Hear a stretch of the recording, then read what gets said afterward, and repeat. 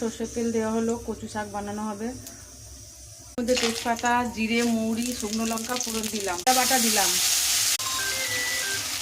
মশলাটা কচু শাক দিলাম, হলুদ আর একটু লবণ দিয়ে দিলাম, ছোলা। যেহেতু নিরামিষ কচু শাক বানানো হচ্ছে, তাই ছোলা নারকেলটা মাছ সুন্দর করে এবার নাড়া হবে যতক্ষণ না রসটা শেষ হয়। সুন্দর করে নাড়িয়ে চাড়িয়ে কচু শাকটাকে রেডি করতে হবে। হয়ে গেছে, একটু দিয়ে দিলাম গরম মশলা।